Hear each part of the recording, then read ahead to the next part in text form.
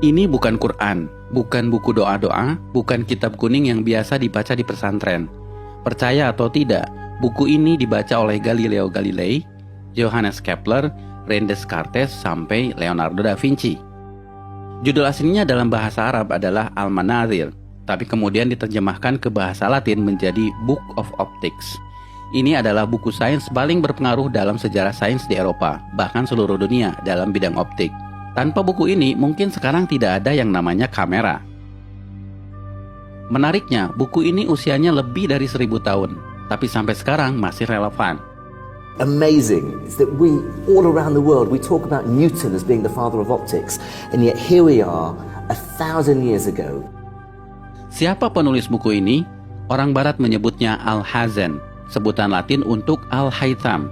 Ya, beliau adalah Ibnu Al-Haytham, seorang ilmuwan muslim di abad ke-11, di mana ketika itu Islam sedang dalam masa keemasannya. Orang Barat menyebutnya the Islamic Golden Age. Allow me to introduce Ibn Al-Haytham, a great scientist whose ideas led to the invention of the camera. You invented the camera? Mungkin bagi kalian, Ibnu Al-Haytham bukan siapa-siapa. Bahkan banyak muslim yang tidak kenal beliau.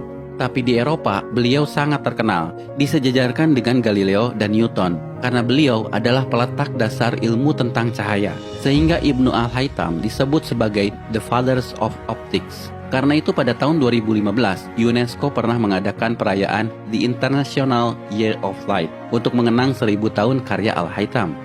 I am pleased to partner with the international organization 1001 Inventions to launch the World of Ibn Al-Haytham Global Campaign to promote light science for the benefit of all. A groundbreaking scientist from 1,000 years ago, the life and work of Ibn Al-Haytham have never been as relevant as they are today. Salah satu temuan Ibnu Al-Haytham yang paling merevolusi pandangan sains dunia ketika itu adalah bagaimana beliau menjelaskan cara mata kita bekerja. Sebelum adanya beliau, para ilmuwan Yunani seperti Plato dan Euclid percaya bahwa mata mengeluarkan semacam sinar ke arah objek untuk bisa melihat. Hal itu kemudian dibantah oleh Ibnu Al-Haytham. Justru matalah yang menangkap patulan cahaya sehingga kita bisa melihat. Bahkan beliaulah yang memetakan bagian-bagian mata yang berfungsi mengatur masuknya cahaya, seperti iris, pupil, kornea, dan retina. Temuannya ini bukan sekedar teori, Ibnu Al-Haytham membuktikannya dengan eksperimen. Bahkan eksperimennya yang bisa dibilang cukup sederhana ketika itu, menjadi dasar bagi penemuan kamera zaman sekarang, yang pada saat itu disebut kamera obscura. By the way, tahukah kalian, kata kamera berasal dari bahasa Latin yang artinya ruangan. Sedangkan obscura artinya gelap. Jadi kamera obscura artinya ruangan gelap. Dinamakan seperti itu karena Ibnu Al-Haytham melakukan eksperimennya di ruangan gelap saat beliau di penjara. Beliau di penjara karena penguasa Mesir pernah memanggilnya untuk mengatasi banjir sungai Nil. Namun usahanya dianggap gagal dan sang raja marah, lalu memenjarakannya. Tapi saat di penjara inilah justru jadi momen bersejarah bagi Ibnu Al-Haytham dan bagi perkembangan dunia sains modern. Salah satunya adalah penemuan kamera obscura. We have a beautiful view of a nice church just outside the window here. Now, if I close this blinds, through this pinhole I created in this blind, I'll be able to capture an image of this church on this transparent screen. However, it's an inverted image, as Ibn al-Haytham explained and demonstrated. If I let this eye look through this pinhole, I'm gonna be able to see the image of the church again, invert it back on the retina. Kalau menurut kalian temuan Ibnu Al-Haytham ini biasa saja, perhatikan bahwa Ibnu Al-Haytham bukan sekedar menjelaskan cara kerja mata, tapi sifat dari cahaya itu sendiri.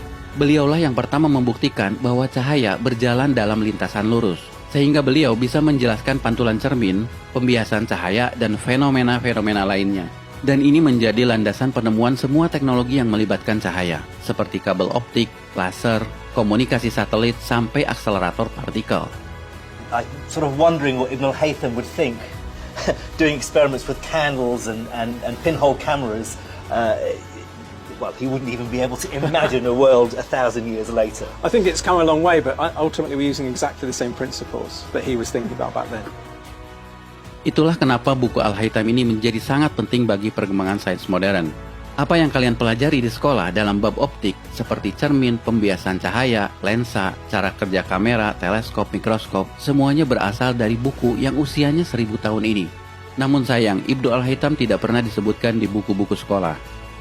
For me, what's so amazing is that we, all around the world, we talk about Newton as being the father of optics, and yet here we are, 1,000 years ago, 700 years before Newton, and here's a ray diagram. There's a convex lens, and there's a focal point, and there's all the ray lines and parallel lines and the angles of refraction. Here it is, 1,000 years ago. Dan kalian perlu tahu, buku yang beliau tulis tentang sains bukan hanya ini, tapi Ibnu Al-Haytham menulis lebih dari 200 buku. Dan bukan hanya tentang optik, tapi juga matematika, astronomi, dan engineering. Sayang, sebagian besar bukunya hilang. Ini adalah daftar buku-buku beliau yang terselamatkan. Sekali lagi, nama Ibnu Al-Haytham mungkin bagi kalian tidak populer, tidak sepopuler Newton atau Einstein. Tapi asal kalian tahu, nama Ibnu Al-Haytham atau Al-Hazan begitu pentingnya sampai nama beliau dijadikan nama salah satu kawah di bulan.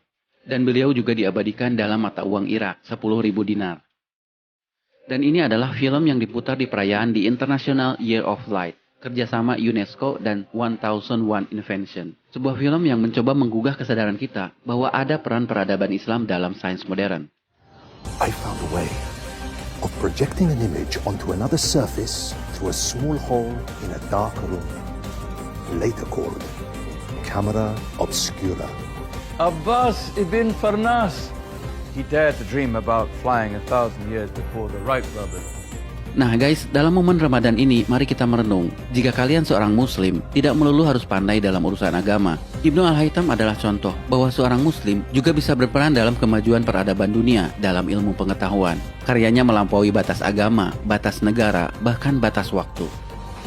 His book changed everything, and he's regarded by many as being the father of modern optics. In fact, I'd go further than that and say he was the greatest physicist in the 2,000-year span between Archimedes and Isaac Newton.